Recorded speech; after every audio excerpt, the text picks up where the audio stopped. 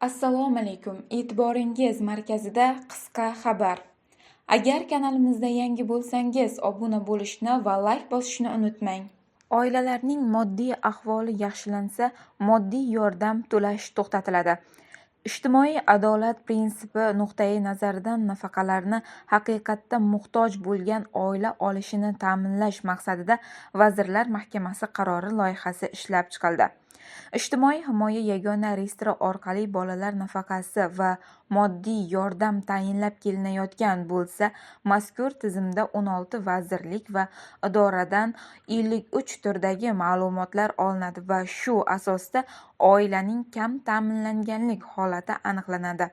Bola puli moddiy yordam tayinlash yoki rad etish dasturda avtomatik qabul qilinadi.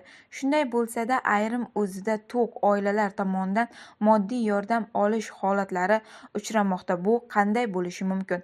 Birinchi navbatda bolalar nafaqasi va moddiy yordam tayinlangandan keyin oila tomonidan avtotransport vositasi yoki daromad keltiruvchi mol-mulk xarid qilishini yoki oilaning daromadlari oshgan holatlarda 12 oygacha bolalar nafaqasi to'lab beriladi. Ya'ni oilaning iqtisodiy ahvoli o'zgargandan keyin ushbu oilaning mezonlariga mosligi tayinlash davomida qayta ko'rilmaydi.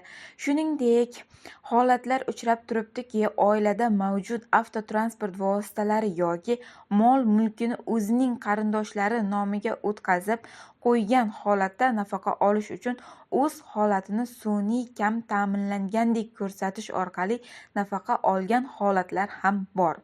Kam ta'minlangan oilalarga nafaqa tayinlashda manziliga e'tibor qaratish ko'zda tutildi. Ya'ni birinchi kiritilayotgan o'zgarish bolalar nafaqasi tayinlanganidan keyin oilaning iqtisodiy ahvoli har oyda avtomatik tarzda o'zgarganligi, bolalar nafaqasini olib turgan oilaning iqtisodiy ahvoli, ish haqi, ko'rinishida olib turgan daromadi, qo'shimcha mol-mulki yoki avtotransport vositasini sotib olganligi, tegishli davlat organlari, soliq qo'mitasi, kadastr organlari yoki Ichki ishlar vazirligidan olingan ma'lumotlar asosida har oyda o'rganiladigan tartib joriy qilinadi.